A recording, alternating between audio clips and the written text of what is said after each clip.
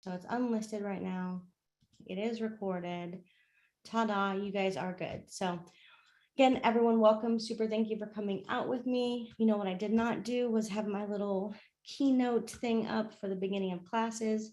So let me pull that up real quick. Class intro. In technical and vocational studies, Glennis Hannah Martin says the challenges students Hey guy, how are you? go. There you go. Okay, so first things first, I wanted to share this to say, obviously, you guys know that everything we talk about in this call is not to be considered legal investing advice. It is not to be considered any of that whatsoever. So I practice high risk, high reward trading. You can follow similar steps with safer, lower risk, low reward trading styles. So for those of y'all who don't know, I have been with this company since I think, I don't know, there was like 20 people or 100 people. Like I was definitely more than the first 100, but needless to say, I've seen Super EZ evolve into many different levels. And now, of course, Simplicity is their newest or the most current system that they're working with. And it is not a perfect system, but it is definitely a profitable system. So without further ado, let's go over the charts and take a quick look. I should have the appropriate screen sharing ready on my VPS, but let's go make sure. So portion of the screen, ta-da, in theory, it's working. Here we go. So for those of y'all who are joining us from YouTube, this is the Simplicity thing that we have been looking at every couple of weeks. The last time I actually went live though, like publicly, was Tuesday the 8th. So what I always do at the beginning of this call is I go through the charts that we looked at on that last public video that you guys saw, obviously with your own two eyes, so you can see how did this play out since then. So you're going to see wins and losses, and of course that video is recorded in public, but let's first go through that. You can tell that this is my cool little indicator. It's called the Swiss Army knife. I get to label watch lists and the whole nine. So these were the trades we looked at, which was Euro CAD, Euro JPY, Euro NZD, GBP odd, GBP CAD, GN, and odd CAD. So of those pairs, of course, we have the Russian drama going on right now. So they may or may not have played out exactly like we want them to, but we will definitely go take a look nonetheless. So typically when I'm looking for these entries, we're looking on the 1 hour time frame. We only enter if it breaks a fractal, and of course it's in the direction of the Simplicity system or it's breaking a trend line. And we always protect within one ADR if it's one of those faster moving pairs, or if it's slower, smaller time frame, you're looking at a couple of ATR for your take profit that you're saying, hey, I'm super protected, I'm good to go. So first things first is odd CAD. We were looking for the fractal at the sell, at the fractal on this candle. So of course we know this line isn't going to really stay where I paint it, but we will try. So that's at the 3 o'clock candle on the 9th. So that's way 222. That's over here. So 3 o'clock candle over here, if you guys get an idea. So from this point, from the break of that fractal, did we sell? Did we win? We did. Moved about 200 pips from that one call. So had you had good management in place, this would have played out. You got some money, you went on with your day. You might have been in Bora Bora. You didn't even need to be home, especially with good management. So that was a win. Odd CAD, again, that was recorded for about 210 pips. You're always protecting within one ADR without them. So we're going to take that off of our watch list as of right now. Actually, we could probably keep it back on, but that's a different topic. Man, I should have done this differently because I'm used to doing it recording. But EuroCAD was next. So now I had to go back through all of these. We were going for the buy again, same time. That last video was on the candle of the 9th, the 3 o'clock candle of the 9th. So that candle was all the way back here. If you're looking at the bottom of my screen, that's right around here, looking at the break of that fractal, which is right, that's the 8th. So this is, that 3 o'clock candle is going to be right in there if I can get my mouse to work. So from the break of this area, buy it pullback. So we even took a note saying buy it pullback. Did we have enough pips to protect before it made a lower low? We did. This moved about 100 and what is that, 136-ish pips, which is still not the lowest number of our daily average daily range. So there's no reason you should not have gotten your pips, been protected, even with this making a lower low. Yes, we're going to revisit this for another buy though, but I'll take that off the watch list too to say, hey, that's done. Yeah, this isn't the fun part, not at all. Well, it's not so bad when you're recording it. Euro JPY, we were looking for the buy, same time, same candle. Last call was on 3.9. Look at the bottom of the screen. We were waiting for the break of that fractal. I'm not zooming in for the candles just because I don't need it. This one moved over 1,000 pips, you guys, 1,000 pips with no drawdown. One time looking at it, that video was like 20 minutes long, no drama, no nonsense, no second guessing, just good management. So even if you only caught half of these pips, that's still not a bad way to be at all. So that was another win. We're rounding down to 1,000 pips, taking that off of our watch list. Euro NZD, we were looking for the buy, same time frame. Euro CAD, blah, blah, blah, blah. If I could talk. Right around here, we're looking for the buy at the break of this fractal, right? I don't need to zoom in to show. That's 184, total about 273. This made a pullback, but never made a lower low. So it moved almost 273 pips. You definitely got a chance to protect with your 1 ADR. Definitely got your 140 pips out of that. So I'll calculate this math here in a second, but we're going to go with the lowest version of the ADR for 143 pips on that. Not bad, another win. Really simple kind of trading process. Not perfect, but simple for sure. I think the GBP pairs probably stomped us if I'm not mistaken though. So here's the third GBP odd. These next ones are GBP pairs and I even have it notated. We're waiting for a break of a fractal and a confirmation of a break of a trend line. Of course, we don't really get that. So we were looking in around the, let's see, the 9th. That's right around here. So if this is our most recent fractal, we don't really get a chance to break that until over here, in which case we had already made not quite a lower low. This is not really enough. I mean, we didn't hit our minimum ADR. So how you want to look at that is totally up to you. For me, I'm going to count it as a loss because in all fairness, if I were to draw a vertical line, just to get super specific, let's get super specific on a loser because we know what people, I can never find the 3 though. So this is the candle. We know we need a break of this zone. Technically speaking, the most recent candle prior to here, remember this wasn't our fractal, is right here. So we don't really break that until all the way over here. Now, if you were smart, you would have got in obviously at the pullback. We have a nice impulse, we retest, this would be great. But with that said, going off of the rules that we have predetermined, that puts us in and around this range. It's 116-ish pips. Not quite enough, but you definitely got your 50 pips out of it. So if you're protecting within 50 pips, that's not a bad way to be. For me and mine, it is, all of these GBP pairs are going to be the same. So that's one of the GBPs. I'll take that off my watch list. Go to the next GBP. Same kind of thing. I promise it's the same thing. It's horrible. GBP's been doing a number all week. Oh, well, more than a week, more accurately. So we're in around here. That's the 9th, the 13th. This is the 3 o'clock candle right here. So we're looking for a break of this most recent fractal. We don't get it. So that's no entry on GBP CAD.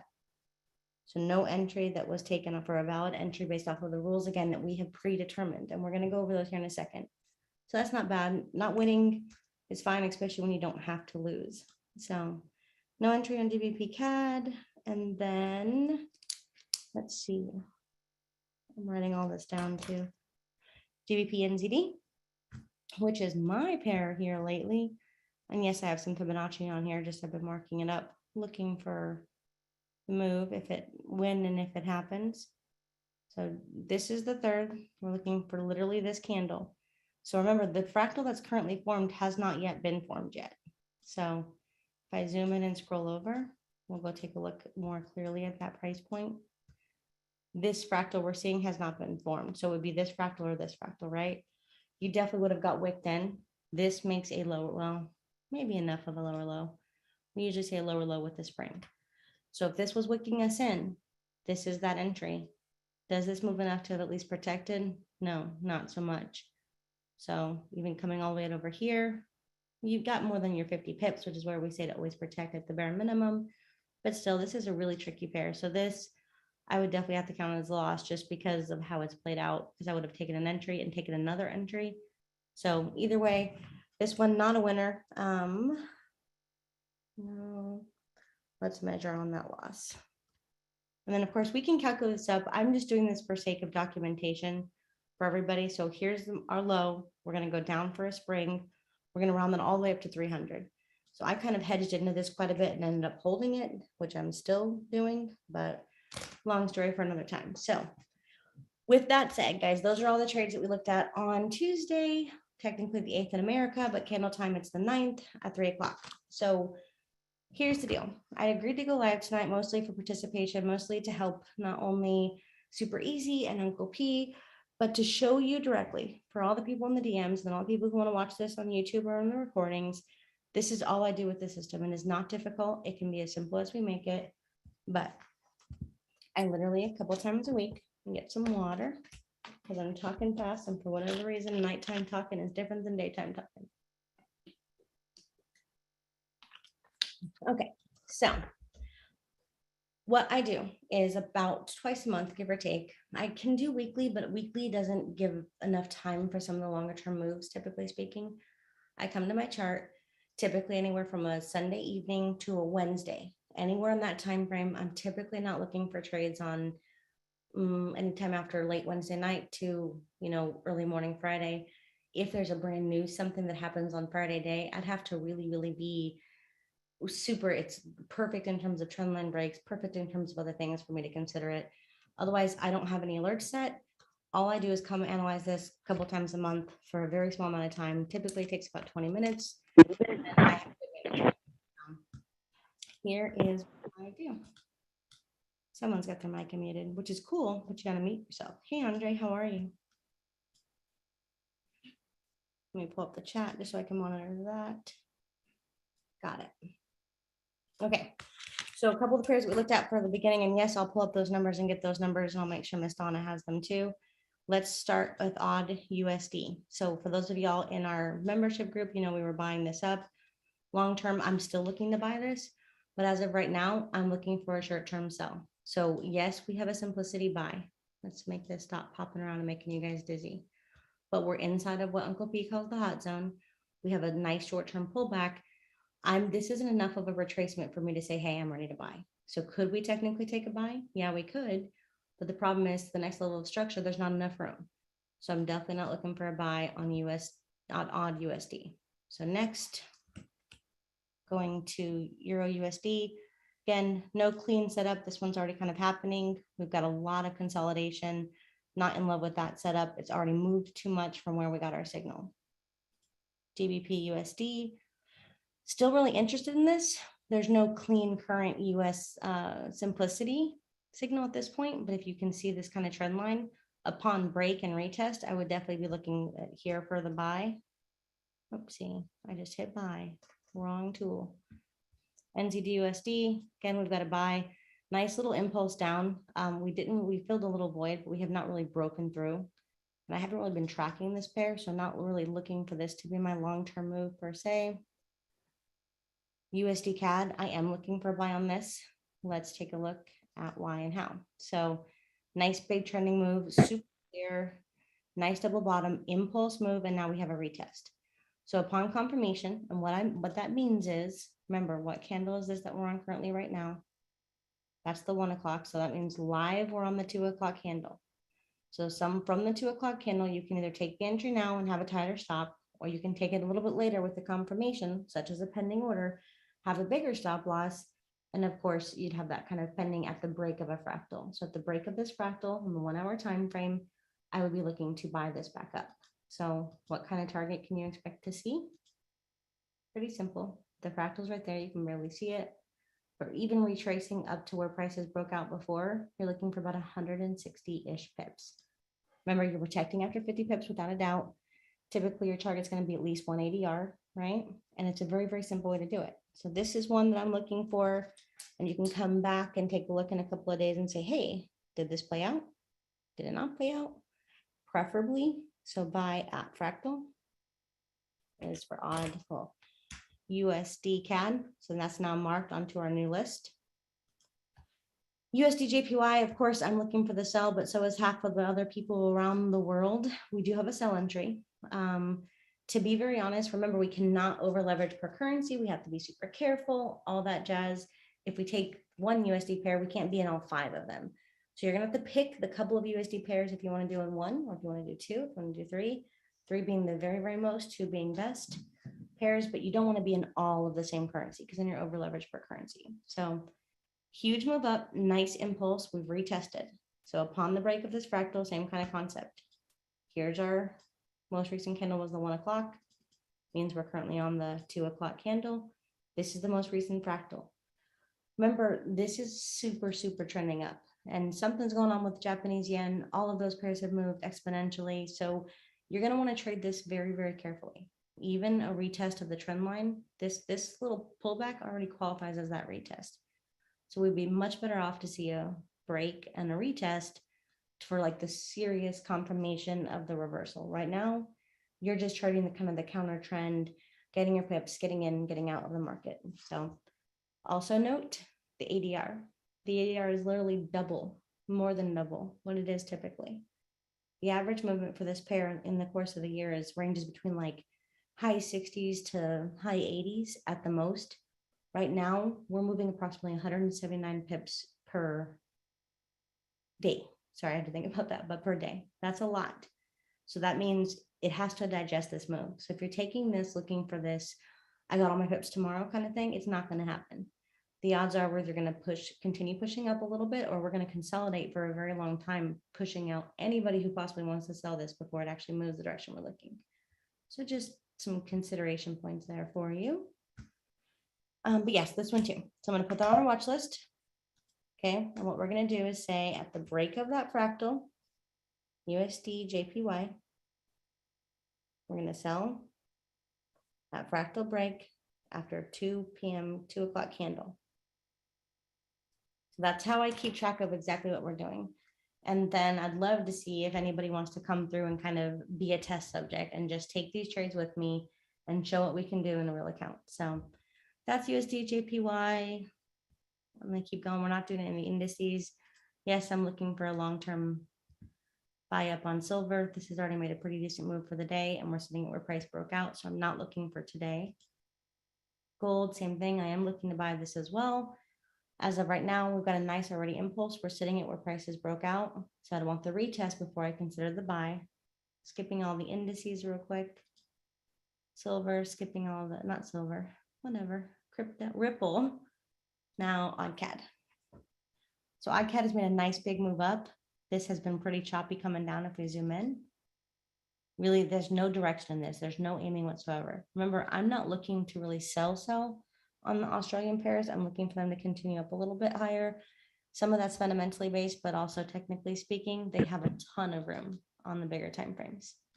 So daily time frame, to give you an idea, we have a nice impulse, retest, impulse, kind of slow down a little bit, slightly more of a retest, and then I'm looking to buy this back up as soon as it's ready. Right now, this wasn't a big enough pullback for me to buy it yet, so don't want that one. Euro CAD, on the other hand, will be our last one, and then we'll talk about management. So Euro CAD, this is the 1 hour time frame. Look at this beautiful move down, impulse, correction, and going off of like an Elliott wave theory, we have room for yet one more impulse. So even if we were to take this trade now, for example, entering right now, we've already broke above structure and retested it. So we've really confirmed that dynamic support and resistance. We've confirmed that this is moving up. So even taking it right now, do we have enough to at least get our pips out of it? It's about 116 pips, which is the lowest of the ADR. Definitely our 50 pips out of it. And our stop loss can be pretty tight. Now, granted, mine's going to be down here. Mine's going to be all the way at the bottom with some room for a spring. So bare minimum, can I get my 116 pips out of it? Yeah. Otherwise, I'm looking to test this all the way back up to about 200 pips, all the way up to about 280 is what I'm looking for on this pair. Again, bigger time frame. This has quite a bit of a room to push up all the way from where price is currently at to 540 pips. So not a bad trade whatsoever. This is granted a 4 hour time frame, but risk to reward, great potential entry for a reversal trade. So we'll put this on our watch list. That's not a whole bunch of trades, but that's 3 trades for right now. 2 of them, unfortunately, are CAD, Euro CAD. We should look at something. Let's go at 1 hour. So before I go into a lot of questions and explain management and what we really wanted to talk about tonight, does anybody have any certain pairs, comments, or questions as of just yet? Anybody at all? So, so when you say it's not a big enough pullback, Like if I was to use the Fibonacci, what size pullback would you be looking for On which pair? The on any of them really? Like when it comes to pullbacks. So let's talk about Australian dollar. So again, I want to take this buy, and we happen to have a buy signal, right, on the Australian USD. But first off, again, we're at the top. So where I'm getting that logic from, and we can use Fibonacci, which I'm not a fan personally of Fibonacci. I know a number of people are gonna kill me, but I'm not a super big fan because it's so subjective and it's consistently moving that every number is technically a 38% and every number is technically a 50%. So yes, it comes down to measured moves and percentages, but not necessarily on a Fibonacci level. And here's what I mean by that. So this is the 1 hour time frame for Australian US dollar. From the time we got this signal and from the completion of this big move. So I'll zoom in one just to clean up the candles. A little bit less, a little bit more than I want to see. So from here to here, bottom of the screen to the top of the screen, our current ATR. So how much this pair moves in an hour is about 16 pips, right? In total, this has moved 280, right? So how many times of the ATR has this moved without even a 20% retracement for those Fibonacci levels? Around 12. Okay. I don't have my calc. Hold on. I don't do math in public, but let's just for the sake of conversation. We said 280, right? We said 16. So I think it's about 17, 18. So minus spread, I would have rounded it down to about 16 personally, just because there's fees and stuff associated, but figure 17.5 approximately times the ATR. This is already moved without any sense of a retracement. So this move has been paid for. This buy has already been completed. And how I figure that is the amount of times it's moved in terms of the ATR and the ADR. So even for an ADR, the average daily range on the biggest side is only 80. So this has moved, what is that, 3 times the ADR? More than 3 times the ADR? And still, if we go now, let me scoop this back. We can get out the Fibonacci. And I'll measure even from the bottom of the move versus where we actually would be counting the breakout. This is pulled back. It's come to the 23.6, which I know people count that. And I know that counts. But again, if I measured from any point, so if I drag that Fibonacci to here, this is going to be 23.6 or to here, we're going to find that confluence wherever we look kind of concept. That's how I view Fibonacci is you're going to find it when you look for it. So with that said, this isn't enough. So is 23% of a 280 pip move enough to say, hey, that pullback is done, that retracement is done, that's taken a breath? No, because we've already moved 3 times the ADR. So I'd want to see at least one ADR given back. We've already moved 17 times the ATR. I'd want to see at least, maybe 6 to 7 ATR given back before I'd say, hey, now we've got that sound pullback, we've got the sound retracement, and I know that I can go and complete my long-term buy, because long-term, I want to buy this. It's one of the swing trades we're tracking in the advanced membership group. We got in way down here. We took a nice buy. We took another buy, and now we're still in it. So I said, I don't know which level. This is the daily time frame, but one of these levels, I said, nope. Now we're waiting for a pullback before we decide to take it again. And this might be the only pullback we get. So I'll be transparent when I say that means I might miss the next big push in terms of more equity.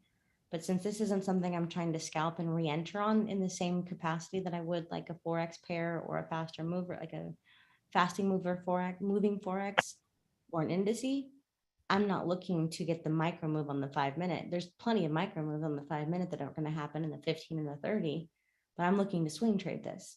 So I need a deeper pullback if I'm going to take another big swing. Does that help a little bit maybe? Yeah, that helps because I was just trying to get an idea of how far of a pullback you were looking for. So it can help. Another factor just for conversations, because I like open conversation. Remember, we were only measuring from here. This is the actual low. So there's so many different places to go and see what you're looking for. The whole concept, you dig up dirt, you're going to get dirty kind of thing. To me, it's constantly fluid. So I try to do percentages in a different way. I try to do measured moves in a different way. Fibonacci sometimes ties in. Quarter points does better, I think. Structure does better too, even still.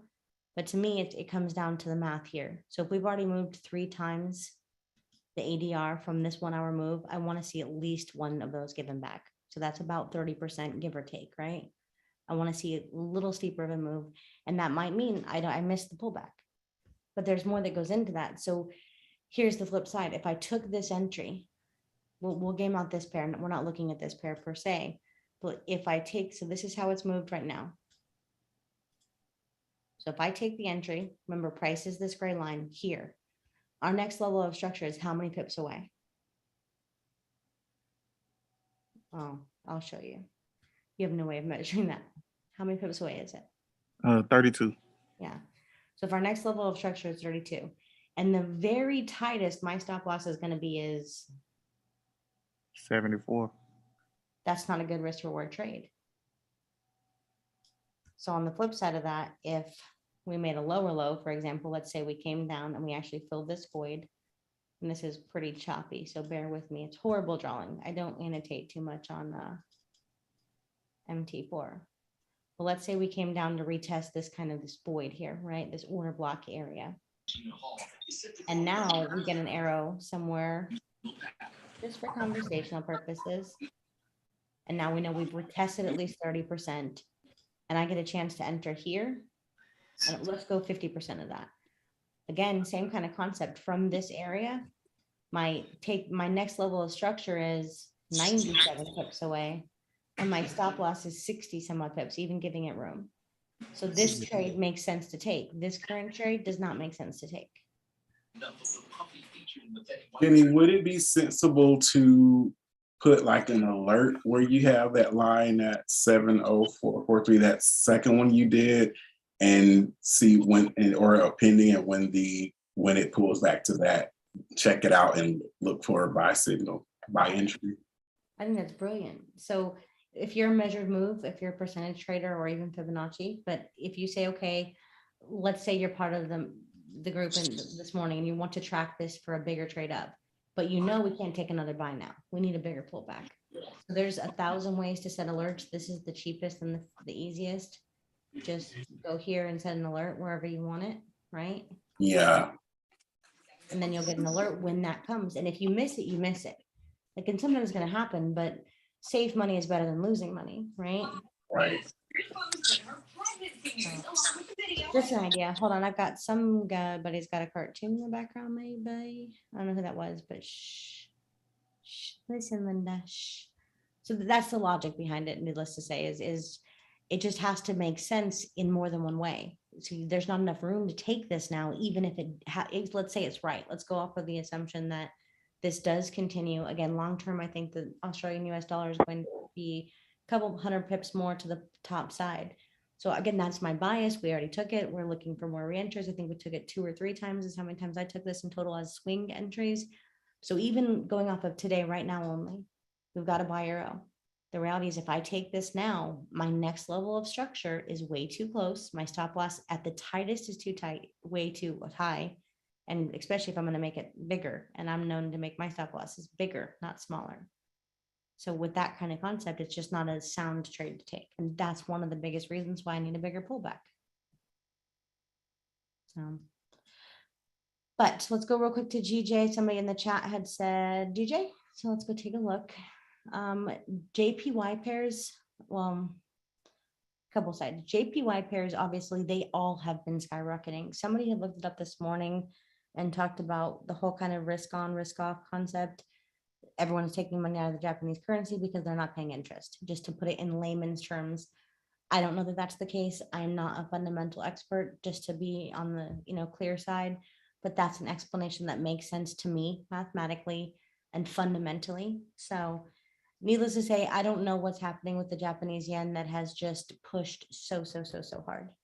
I will say, on the other hand, GBP has tanked a lot. So for this to be still have made this much of a move, 1 hour time frame, this being a 1,200 pip move, this is probably you're going against two extremes. The Great Britain pound, which has been tanking with everything going on with Russia.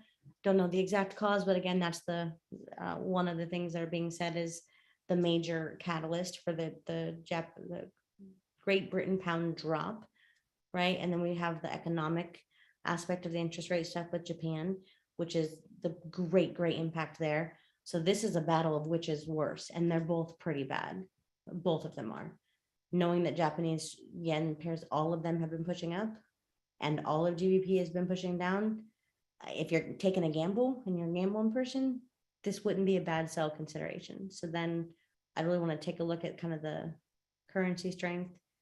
So GBP is green, which is slightly weaker, just marginally, than Japanese yen. Let's go down some time frames. Let's see. This is a currency strength indicator, by the way. I haven't really talked about that in a while. GBP pound is slightly stronger. Still not a lot of clarity. That's the 5-minute chart.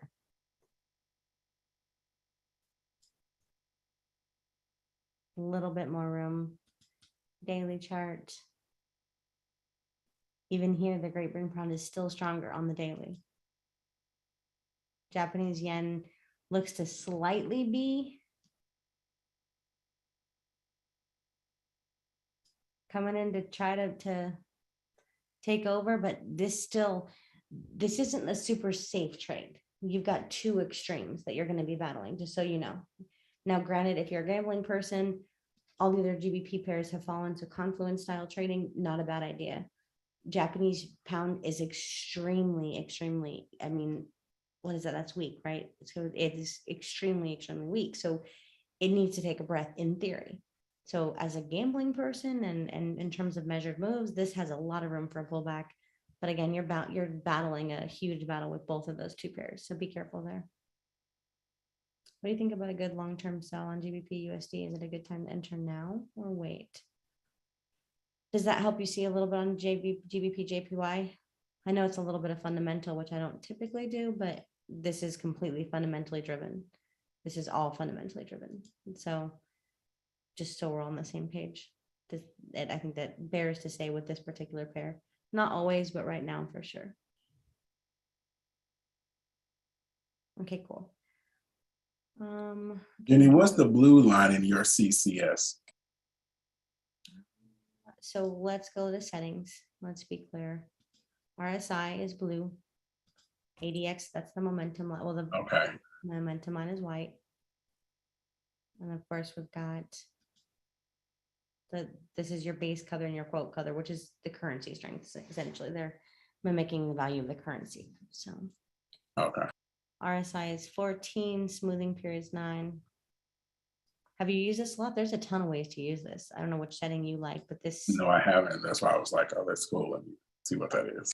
You have to, like, there's all kinds of, snazzy ways to use that, but this is the one I'm most comfortable with. So let's go take a look. You were looking for a buy on GBP JPY on what time frame? I will wait to see for a pullback. Yes, I'm looking to buy it, so I will wait to see. Long-term GBP buy, huge impulse up, definitely trend trading if you're looking for a buy. You've got a retest, a nice little bounce of a retest. But honestly, a buy or a sell on this, it's a gamble. So we've got a nice little spring for a top. We've come back down. We technically did retest a low. I really want to see it break structure for it to be considered a reversal. But buy or sell, this is a gamble. The Great Britain pairs have all tanked, and all the Japanese pairs have all skyrocketed. Like almost unanimously, not unanimous, but whatever, almost across the board, right? So just no matter which direction you take this pair, it's going to be very much so a gamble. Buy on, and that's what he was talking about. I'm in from 155. That makes more sense. So if you're in from a lower entry and you're swinging that, then you're great. So 155 is down. Do you take on a break? 155. Taking on a break of what? Previous structure over here? 4-hour signal? Either way, not bad. You're definitely clearly up a lot of pips. So you've already made your 800 pips. I hope you've trimmed some or protected at least. And then just let it play out. Apply your trailing stop. Like that's a lot of pips. you've made your money on this pair. So that's how I would do my best. It's not easy to look at that in real time because you want more, you see more, you've got all these possibilities.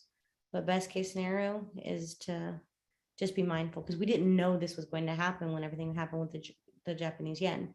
We didn't know for certain that some of this stuff was going to play out the way it happened because it was fundamentally driven. But still, needless to say, great trade, good job. Now just protect it. But let's go look at GBP USD. Somebody had asked in the chat. I'm in from 155.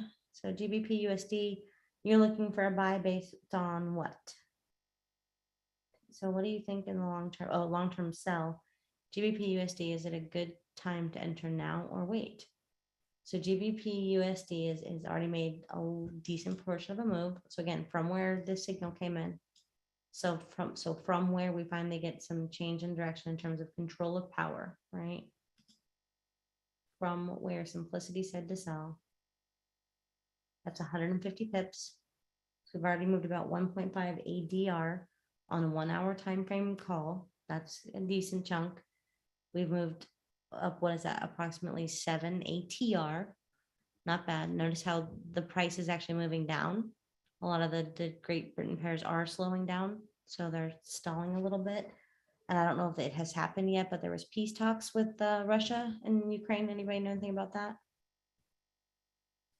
I heard about it this morning, and I don't know when or what or if. So that's something that also could drive this. It could either make it sit still, or of course it can make it just go all kinds of places. So my next question to the person asking about GBP USD is, what time frame are you looking? What's making you decide to sell? I see we have a fresh sell signal and Simplicity on the weekly. How long do you hold your trade? The weekly, huh?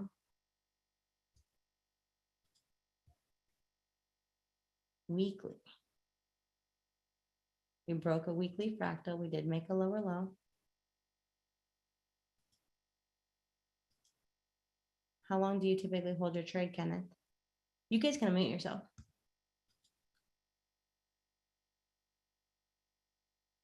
It's way better than me talking to myself, if you're able. It's already moved 181-ish pips, give or take from that. I wouldn't look too much at the weekly personally. Now, granted, I don't use this system like that. So I'll maybe start here in just a second and explain how I use this system. So like I do my own system, I'll tell you guys very honestly that I don't think there's only one way to use any system. I think that if the way you're using the system is making you a profitable trader, meaning you are actively and consistently withdrawing, then by all means, please keep doing what you're doing. However, if you're not actively and consistently withdrawing, maybe consider some of the feedback from other ways of looking at things just to improve or tweak or adjust what you're already doing to become profitable. So with that said, I don't really look at the weekly. A long time ago, we had like this dashboard and I really cared about all the stuff on all the time frames. Now, when I do Simplicity trades whatsoever, I use my golden strategy for confirmation to enter and or the break of a fractal, and literally the 1 hour Simplicity at the break of a fractal or the break of a trend line. That's it. I don't overcomplicate it. I don't overspice it. I don't look at 50 trend lines. I do like to know the bigger direction, particularly with high volume stuff, but I don't do any of that stuff. Because here's the monthly view of GU. We're definitely at the bottom. We have a nice impulse up. We've retested that. Probably can push down a little bit more and then up. But there's a lot of stuff going on around the world that can make that not happen. So even historically speaking, let's see how much data we even have on this chart. I don't know. We lost it all. I'm pretty sure we don't go much lower than that at all in this since 1999 to kind of give you an idea. So we're reasonably close to that level of 1999. So to kind of give you an idea of this range of movement, we're at the bottom of that range if you really wanted to look at big time frames. Weekly, you already saw there's a fresh sell signal. Nice impulse move up. This is a retest of that impulse. So impulse move up, big, beautiful, clear, powerful, not a lot of indecision in this. Notice the size of the candles. We have one pullback and then a strong push up. One pullback, a strong all green push up. We finally come down, we start to see some turnaround, make another high, form an M. We consolidate, pop down. Notice the difference in this move versus this move. So we've got a nice kind of impulse, but this is not as clear of a move. Nice, clear move up. This is a nice, pretty clear move down, very hard and very stern. And now this is where we're sitting at the bottom of that. So just reading candles, kind of feedback, and a doji to the top side, and everything in terms of fundamentally is saying sell every GBP pair, but it's sold a lot already. So daily, this has moved quite a lot from the breakout. Already moved 500-ish pips. We pulled back 300 of those, so that's enough of a pullback. And that the best time to enter would have been the close of this candle then. This was enough of a pullback. If you weren't entering on a smaller time frame to kind of catch up here, the best time to enter for this day would have been all the way up here, which means you've already missed a good chunk of this. So same kind of concept from me. The reason why I would not be looking for a sell on this personally is because of how I manage. So if I take a sell on this on any of these time frames, here's the reality. If I take a sell, and I'll even show you what that looks like right here. I'll hit sell one more time. Right here where price is currently at. Remember, my stop loss has to at least be up here. I'm at least giving it room for a spring. The next level of structure is really, really close. So to kind of give you an idea, I'll measure that out. That's a 240-ish pip stop loss at the closest. You could even go 200, but I would never have mine that tight. Your next level of structure is 100. So your risk to reward is not good. Sure, you can put your stop loss here. And a lot of traders do, and they have success at trading, but I don't put my stop loss this tight because the odds of getting wicked out, just even with slippage and spreads, it's too much. So my stop loss would have to be pretty reasonable. And even if you're going on the modest end, you're still looking at a bad risk to reward ratio. So it makes it bad math. Because even if you use here, this is still not a good 1-to-1. It's not even 1-to-1 to take this as a sell. This is just my analysis. So again, not trying to make your decision for you, but that's why and how I trade the ways and the ways that I do. And so I have to be able to manage the decisions I make. And if I can't manage that decision, I can't take that trade. Does that help a little bit, or at least explain what I'm seeing there?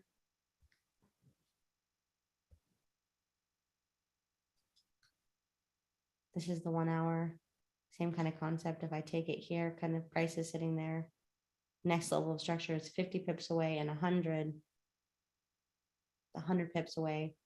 Your stop loss is anywhere from 200 to 130 and 80. So you're still not even getting a 1-to-1, even if your stop loss is here on the 1 hour. Not good risk reward, at least for how I trade. So hopefully that helps a little.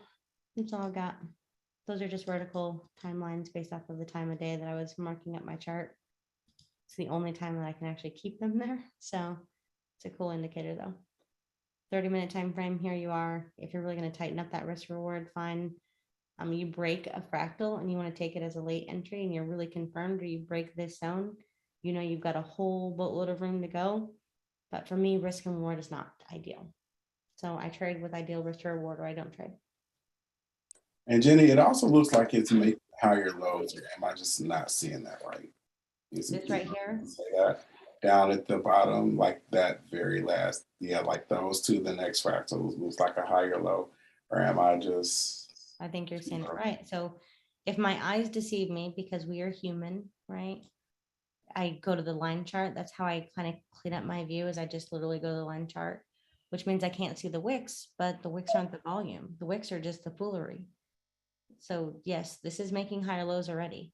Could be divergence forming, could be the double bottom, could be a really broad football shoulder guy, head and shoulders, depending on the time frame you're on.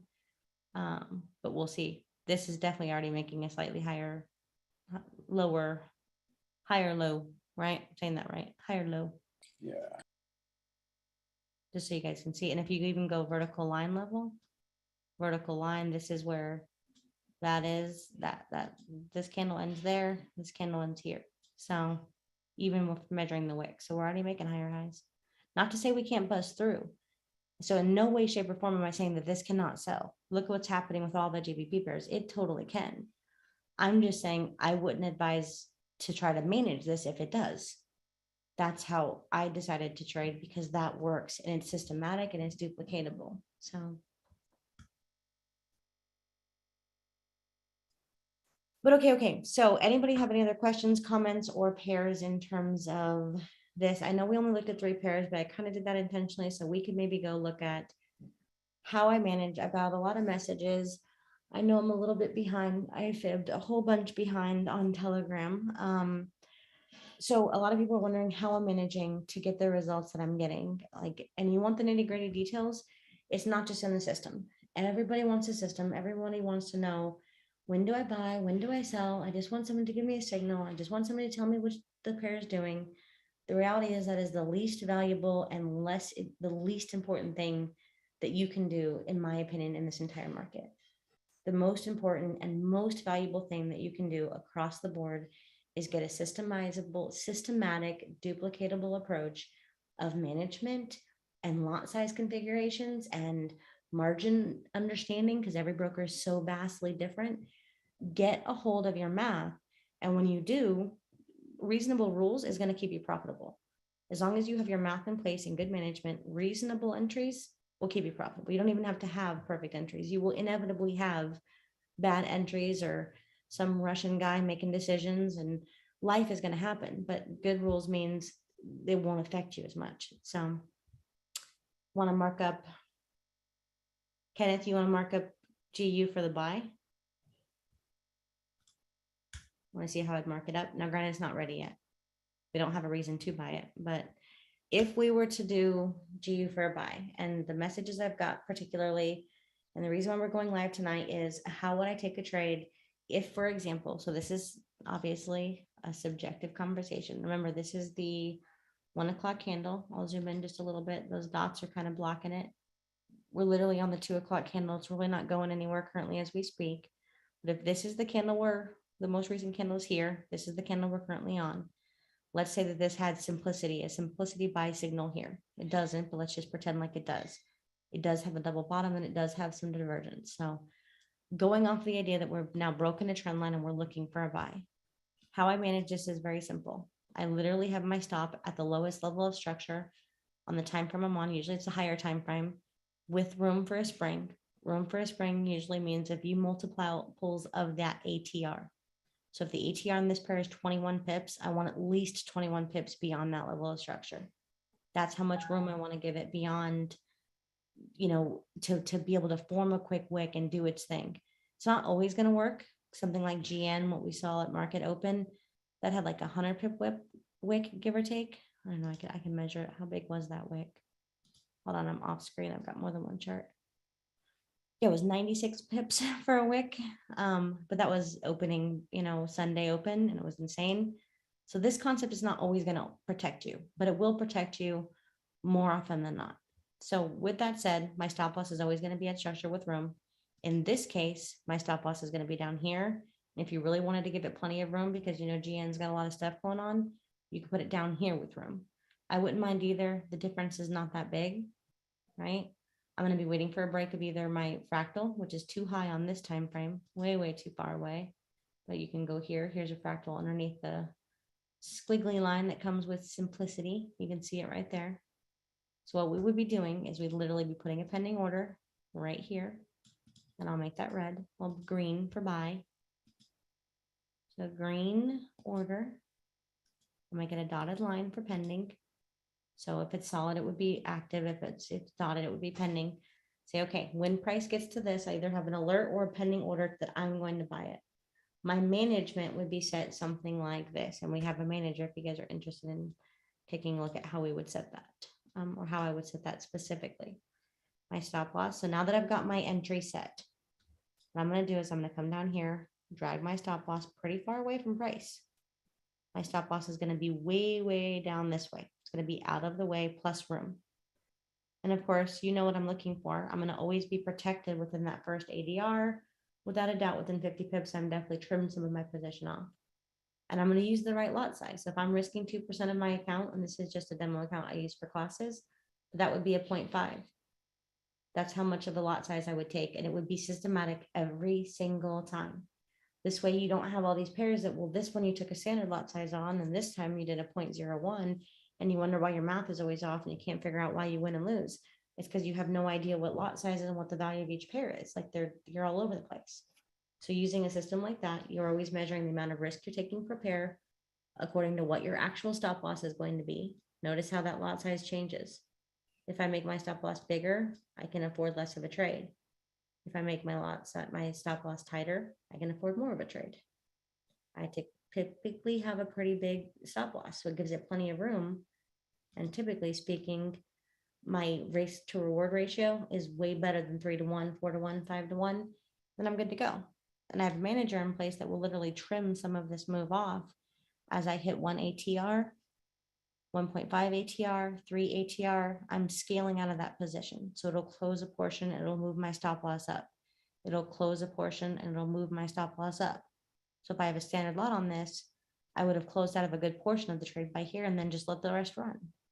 So that's how I'm doing it. That's all I'm doing to find the trades and get the success I've been having with simplicity a couple times a week. So anybody have any questions on doing that? So if you come to the chart, you find a few pairs, you do those exact steps without fail, once, twice a month, 3 times at the most, have a set of rules in place, and go get your anywhere from 1 to 5% per trade. 5% if you have equity to burn, 1% if you don't. Or if you're using bigger amounts of money, you should be doing 0.25% or 1% at the very, very most. Hey, Andrew, I see you on meeting. Maybe. All right, well, that's what I really wanted to talk about tonight. So does anybody have any questions, comments on that specifically? This is your moment. Hey, James. As you know, you go there. I'm doing wonderful. How about yourself? I'm driving, so there's some background noise. I'll make this quick. Okay, so say that again. I said you get some background noise, but what else did you say? Yeah, so I'm driving, so I got some background noise going on, so I'll make this question quick. Okay, so I know you're driving, you got some background noise. What was the third sentence? Don't worry about it. Don't worry about it. When you're saying fractal break, are you waiting for the counter to break that fractal and close, then enter, or are you waiting for that counter just to break, then you enter? So that's a good question. It's a really good question. For fractal break strategies, I'm never waiting for it to close. I would always wait for the break. Remember, if you wait for it to close and it's a candle like this, you've already got enough to have protected and even potentially trimmed. Like, so we don't want that to happen. If the fractal breaks and it's going in the direction my other criteria are met, I'm taking that at the break, open candle, not closed. All right, thank you. I appreciate it. You are welcome. Thank you for coming out. All right, next question.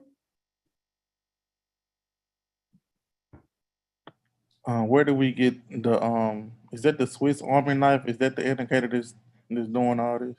Oh, that Swiss Army knife. So which one? The one that's giving you the rules or the entries, or the one that's managing? Well, this is The one that's this. managing.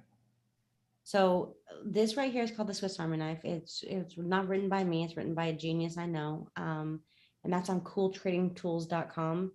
It's really cool. So it gives you this a signal changer. It does really literally everything. So if I press help, it tells you all the stuff it can do. For example, you can of course change your parameters. You can go, your targets can be based off of ATR instead of pips. Most traders fail at trading because they're all going for a certain number of pips, and that's a horrible way to trade since every pair moves a different number of pips. So like it does so many things. And even more, if I turn this off, you can toggle it, you can save lines, you can look at your local times. Like if I hover my mouse over the candle, it'll tell me like the local time of my time in my world, human world, not chart time. God, I can't even, I'm a horrible salesperson. So it does a lot. And then it does, I think it does this too. So this, it'll pull up all of your stuff because again, this is the information nobody actually knows. So they're all trading accounts that they don't even understand how the margin works, where the stop out levels are, how many lots you can afford based off of what pair, right? This is very information. And this account has never been traded. It's just a brand new clean demo account because I updated everything for my dedicated server that I just purchased. So needless to say, this tells you and does all the stuff people don't know that they don't know. So it's really invaluable, but that's where you get it from. Okay, thank you. You are welcome. It's cooltradingtools.com. Let me hit I to get that off my chart. Greg said 719 represented. Hey, how are you? Long time no talk to. Hey, how's it going, Jenny? I'm doing good. It's good to hear your voice. I've missed you. I know. I'm so glad to hear you still going at it. That's awesome. I have not quit, man. We have grown and done so many things. Like, it's insane. How's Colorado treating you? It's crazy down here. Are you guys still shut down or a lot of COVID-y stuff? It's actually lifting up out here. So, we don't have as much cases as we did when we first started. So it's dying down. Thank heaven. My mother was telling me all about El Paso County every 2 days. And I'm like, Mom, we're having pool parties. It's just, we are not living on the same planet. It's not the same thing in Florida. Oh, I know. It's crazy. It is. It's crazy.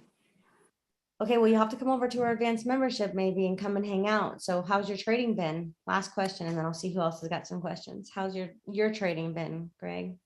It's been kind of up and down. I'm still doing real estate over here. So the real estate market has been keeping me so busy. But it's definitely coming along. Well, okay. I'm glad that here it's coming along. Want to hear about something stupid I did? Uh-oh, go for it. The last house I sold in Colorado Springs, ready? I sold it in 2019. And I technically made a profit on it, which means I lived in it rent-free kind of concept, right? I did Right. $60,000 profit, but I was on the phone with Miss Donna the other night and we were looking up our old houses. That house in 2 years' time is up $175,000 from what I paid for. I know. I did the same thing. I had two houses and I sold them back in, it was about 3 years ago. And if I would have just hung on, it'd have been about another $250,000. I don't doubt it. That's insane. That house is not worth $500,000. Like, Not even, yeah. it is no, not a little bit. That's why we're not advising y'all to buy a house. For those of y'all who don't know, not in Colorado Springs or anywhere else for that matter. Holy cow, the market is crazy. Yeah, especially here in Atlanta. I think they said that it's now, for the first time since they were tracking housing affordability in Atlanta, is for the first time it's considered unaffordable to buy a house in Atlanta now. Do you own? Like, do you know what the percentage of increase per house is? Or They did say it. I don't remember that number. Yes, I do own. And I'm glad I bought back in 2009 when I did, because the house has doubled in value. But God, I don't want to misquote, but they did say the percentage. guys, I would love to find out, just out of conversation purposes. I know this is a trading call, but this is financial markets still nonetheless. $175,000 difference in 2 years is absolutely insane. And if y'all saw that house, it was nice. It was in a decent area, not super upscale, not low scale, but decent, right? Good, I guess. Holy cow. Like, the market, my brother and sister-in-law are looking in Savannah to respond to you there in Georgia. And people are bidding literally 30% over asking price, which means they're starting off 30% in drop. Right. Like, It's crazy. God, I cannot imagine. So not a good time to buy a house. Start trading instead, guys. That's your start trading instead speech for the day. Anybody have any questions in terms of anything we discussed? I know that it looks so simple, and then somebody like me who comes on and talks a mile a minute comes and says, just do these 5 things, and it gets overlooked. But when I say stop being on your chart all the time, come to the chart maybe once a week or once every other week, pick your couple of trades, do 4 to 5, have your management where I'm saying protect after 50 pips. Otherwise, you're definitely protecting after 1 ADR. You're good. Let the rest of it run. Like, it's not much more complicated than that. You will have some losers. They will hurt because they'll be big if you're managing like me. But overall, you will be immensely profitable. Immensely. Anybody have any questions here? I'll show you the settings to the tool thingy I use for management, if I can find it. Well, I'll see if anybody has any questions, and then we'll hop off. I have a question, Jenny. Come on out. USD CAD. I kind of missed that on how to trade it. Okay, let's go take a look. So open, let me turn this on and we'll do USD CAD. So let's go to USD CAD. And what time frame will I be? So you can choose your own. I typically do this for 1 hour. So Okay. 1 hour analysis, ready? This has a nice, beautiful, perfect, no pullback downtrend, right? This is awesome, great trend line. We have, what do we see here? An impulse move. There's one guy who's coining it the big A candles, right? Got a double bottom, which this W has already been paid for. You already have the measured move from this W. So we're not counting that as part of our, confluence. This doesn't go on our checklist because this has already been paid for. The measurement is already done.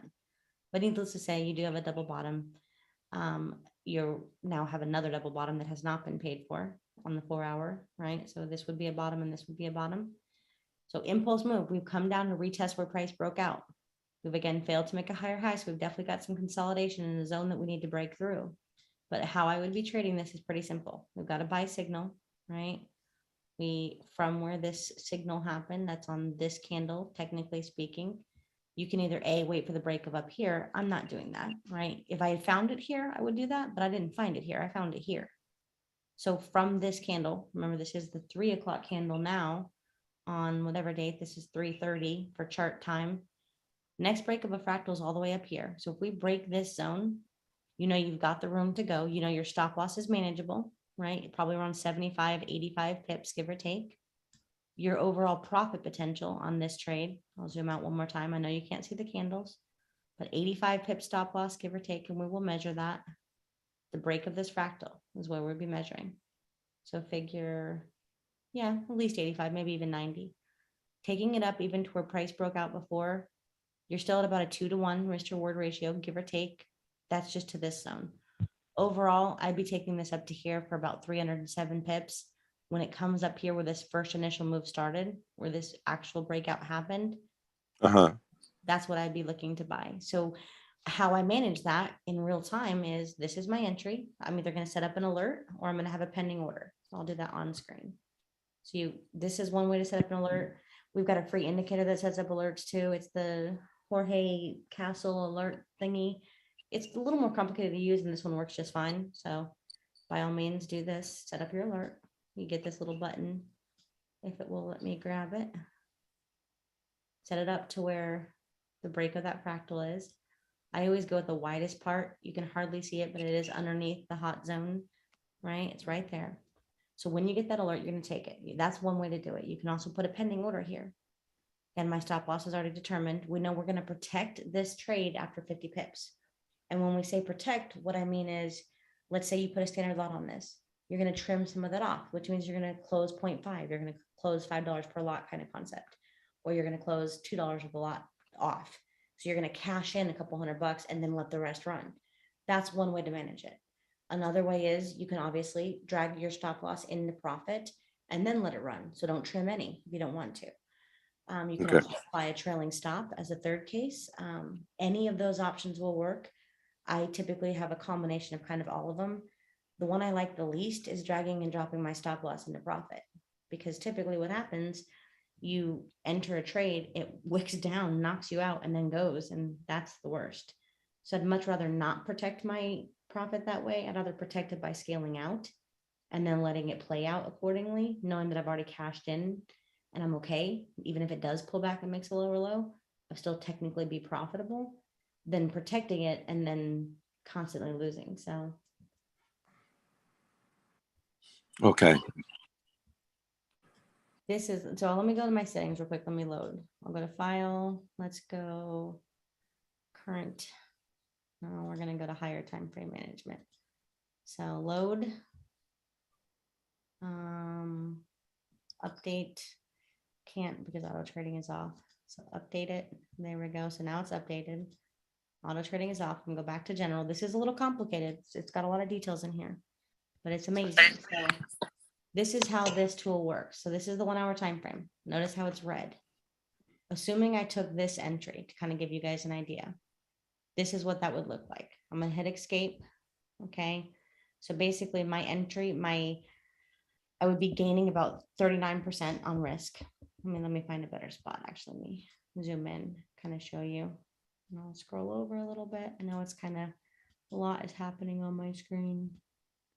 I get it. I want to show you with the candle. So assuming I got in somewhere around this candle, I'm gonna hit escape. So you can hardly see these baby letters right here because so much is happening in this first few candles because it's so much of the ATR. Typically, I'd have my management set on the 4-hour or the daily time frame if I'm swing trading, which means it's really going to let this play out. So on this move, just leaving it on this time frame for conversational purposes, I'm getting about 72% on risk, right? I made 48 pips in total. That's with how many times I scaled out, and that's with it hitting. This doesn't even hit my take profit. It actually knocks me out right here with management. So worst case with my other strategy, I can get back in if I wanted to, because I do get alerts when the trade totally closes. But otherwise, I'm gonna let this run. So just to show you what that looks like, again, now zooming in a little bit further. Nope, that's not gonna work. And it might not even work at all in the simplicity system to show you because there's so many dots. So you can see the P1, P2, that should be exit level, trailing stop, and take profit.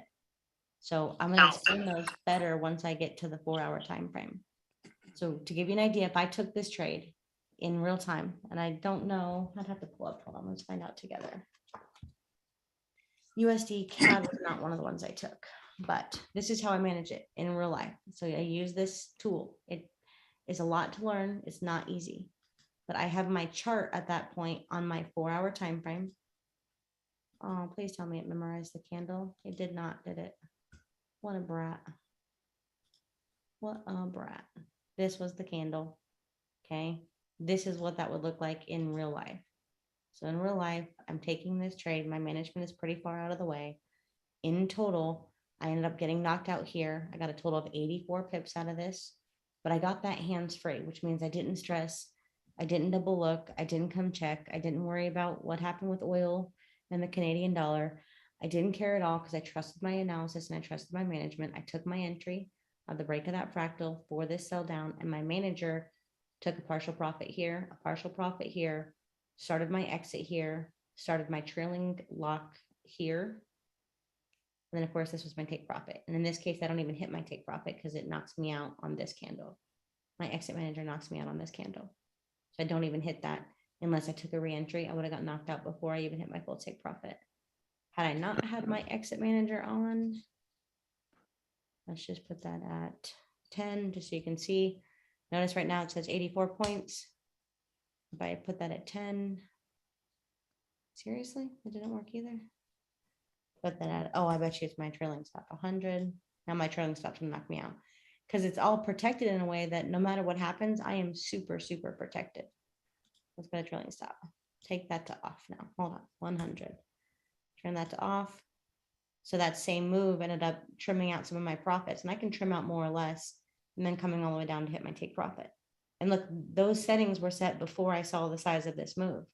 That's what I mean by percentages. That this move in total was about 7.7 ATR of a move on this time frame. So from the time that this entry would have happened, it moved exactly almost to the pip, 7.7 ATR before we finally got some consolidation to look like the turnaround was coming. So this is all I do. My management is coming. This is an EA, does it for me. If I might get entries, I come twice a month. Of course, I've got some snazzy tools. I didn't create them. I just know the guy who did, and we work together. Awesome person, genius. And we get to do like-minded things and talk cool stuff. So that's all. And then I don't have to worry, which is what most people are getting wrong. Is they're making so many decisions in that time frame that they mess stuff up. And if you mess stuff up, then you can't be profitable because you're too emotional. So visualize same concept. If I took my entry here, I'll hit escape just so you can see. Open price, my stop loss would actually drag and drop just as always at structure, just to kind of give you an idea. Of course, my take profit is going to land somewhere in here. I can always drag and drop my take profit a little bit further. Otherwise, I'm going to be super protected all the way in. And the only reason why these are so small is because I use these settings on indices. So this isn't perfect for this exact one, but to kind of give you an idea. I always protect a lot on indices in this range. So. Okay. Thank you. You are welcome. All right, anybody else? Was that Billy? Yes. Okay, I can sure. Some names pop up and I'm never sure. So, All right, last call. Anybody else have any questions, comments? This is your moment. So if you guys are wondering how to use this, whether or not you have fancy tools, I'm telling you, with or without the fancy tools, you can do this, but you do need to slow down on trading. You need to be looking once a week, maybe at most. Plan your management prior to your trade. Understand like set rules. Like if this is how you're going to do your stop loss, you need to do that every time. If this is how many ATR you're going to go for in terms of the targets based off of that time frame, it should be every time. And if you do something that's duplicatable, you can actually tweak the system to make sure you are profitable within literally weeks, not years, not months, weeks. So, all right, guys, I think that is about it. Thank you guys all for coming out and hanging out. If you guys like doing this live instead of recorded, just put it in the Super EZ chat and then, or tell Miss Donna and she'll give me a head count. And if there's enough people who show up, I don't mind doing this live. But it's fun because it's fun to hang out. It's just got to be fun. Otherwise, 20 minutes is really easy to get some pips in and then go on with our night. So only Antonio said live is always awesome. It's awesome. Well, of course it's awesome, but it's more awesome with like interaction. Like that's the difference, like in the morning calls and the night calls. So I'm not like a great teacher. I'm working on it, guys, but I'm not skilled in that direction. I am working on it slowly. I promise. So. All right, awesome. Well, thank you guys. Who's Miss that? Jenny, can I ask you a quick question? Absolutely. Come on out. Okay, this is Jemiah. I've been in the morning class for a while. When you do like these evening calls for like I guess like the 4 hour and the 1 hour time frame, are they pretty much for like, I guess, your working crowd that aren't able to make it to class like in the morning?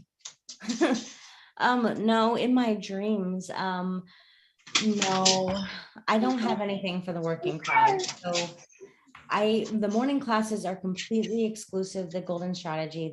We're mostly doing indices. We do a couple Forex pairs, a few stock picks and cryptos here and there, but 90% of all of our pips come because something like US 30. Well, come on, look at how much this moves. This moves 6,000 pips, you know? So most of those trades are indices. And for that reason, indices move during New York. Asian session isn't a great time to be necessarily trading US 30. You can do it. Like you can be profitable at it too. Here's the 5 minute. Let's go take a look. You can be profitable at trading US 30, but notice how small the volume is. So just to kind of give you an idea, this on average is moving about 180 pips per 5 minute candle, which I think is actually not that far off from what we were seeing post New York, but don't let me put my foot in my mouth. I could be wrong. Post New York open, I think was approximately that much. So needless to say, Asian session typically has a lot less volume, and less volume for an indice tends to be a difficult environment because remember, when you're in an index trade, it is expensive to be in that trade. So every second that you're holding it and you are waiting, like it's fine if you're moving up or down, draw down or profit, I can handle either. The part that I don't handle so well is holding it for, an hour or two completely doing nothing. And you've got a lot on the line, especially if you have a bigger percentage of risk going, and anything you do with US 30 is typically going to be a pretty heavy amount of risk. So that's one of the reasons why as we launch, we're going to have my same coaching. So nothing new, but launching its own company. I'm hoping to have a couple of other coaches that maybe want to go to the nighttime and teach my strategy, and yeah, that is my strategy, but some of the concepts are a group level of a concept and use some of the cool tools during a nighttime setting. But as of right now, I'm a mama. So I try to spend some time with the kids at night and run 50 billion different companies, and night times can't be for calls too often. So I understand. Sorry, that's my long-winded answer, but if you know me, you know how long-winded that is. Kind of how it goes. Oh, it's cool. I completely understand. I'm kind of scared of the US 30. It burnt me once, so I'll mess with NAS 100 before I mess with US 30, just because it, if you cough the wrong way, it probably hit you for 500 pips. It does. Oh no, with thousands of pips, easy. So something that one of the gentlemen in the classes, he says all the time, and he says it best, If US 30 is too much, consider S&P. They move very comparably and it's much slower. So look how much this moves per a 15-minute candle, 77 pips, as opposed to 500 pips, right? On a 15-minute candle, that is not bad at all. To kind of give you an idea, S&P is a lot smoother, but it also comes down to time. Like when I first started trading, I wouldn't touch this with a 10-foot pole, but now this pair is smooth, it is simple, it is comprehensible. I can track it. I know this pair. Like I know this pair like the back of my hand. So it becomes easier with experience. At first, it's very scary because yes, it is up or down hundreds of dollars immediately. Depending on the broker, obviously. Mm. But hey, if you're in the morning group, you know, Donna's been labeling the timestamps for all of those calls. So a lot of those calls are calls that you can maybe track for a little bit longer. So check out the recording and you can just literally click on the one that says review, and then it'll say like US 30 analysis. And you can go look at like that trade setup and say, hey, does this have room? Cool, I know where I can enter and I know where I can take it to. Or sometimes you might even have a better entry. So like go maybe consider doing that. I know it doesn't help as much with like live questions, but if you put your questions in the chat, that group is way helpful. And if nothing else, mention them to me and then I'll answer them in the call. Okay. All right, awesome. Yeah, and to add to that, what Jeannie was saying, sometimes the signals, or I know she doesn't like to use the word signals, but the trades she calls out, sometimes they do take more than a day to play out. So if you do want to review those calls, it'll be good information to see what we were talking about at that time. And like she said, you could possibly still get into some entries because they probably haven't played out fully yet. So Antonio, I got asked this today in the interview. How long do you think the trades that I call, like on the live calls, take to play out? In general, like a big picture. It's hard for me to answer that only because I used the analysis for scalping entries, to be quite honest, Jenny. So but based on what I've been hearing as I listen to the calls, I'll say maybe like a day or two on average. Fair. My answer was 24 to 72 hours. And Yeah, I agree with that. And another thing to that point about S&P and NAS, I really do feel that S&P mimics NAS, and I look at them like fraternal twins, where NAS is like the rambunctious big brother, and then the S&P is like the little sister who quietly follows along with the brother and does her thing, but perhaps a little bit slowly. But they really do move nearly identically. So when I don't want to play around with NAS and I want to walk away from my computer and be okay, sometimes I'll just put a trade on S&P and see how it plays out, because I know it works pretty much like NAS does. you think it's more mimic to NAS than US 30? Yeah, to me, because that's when I first learned about S&P. Every time I look at NAS and S&P, they pretty much look the same. But to me, all the indices kind of look similar a lot of the times. But yeah, so I don't know. I mean, I'm not disputing US 30. I never compared it to US 30, but I always go back and forth with those two, NAS and S&P side by side. Fair. No, I don't have an opinion one way or another. I'm not a big fan of like S&P. Yeah. I do agree with you though. They're very comparable. I know German 30 is an entirely other basket, but I still feel like it's comparable. It's not going to be correlated in terms of like cause and effect. It's not going to be if this, then that. Right. We've got a good picture of, wait a minute, we've got this nice push. We know what we're looking for on the other pairs, the other instruments, the other indices, particularly. I can go to German 30, I can go to Australian 200, and I can do something pretty comparable on most of this whole basket, NAS, US 30, Right. S&P, all of those. So Yeah, totally agree. well, all right, guys. Well, thank you, Antonio, for coming and hanging out for a little while.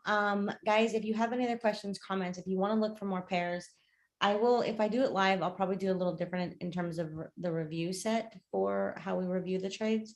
But really, I'm just trying to show what's possible in a recorded, duplicatable way of hey, let's watch what happens if you stop trading. So we can look for a couple pairs a couple times a week, but just come with questions. Come with, okay, so I tried this. And if you ever want to share your trades and say, Jenny, I did what you said to do.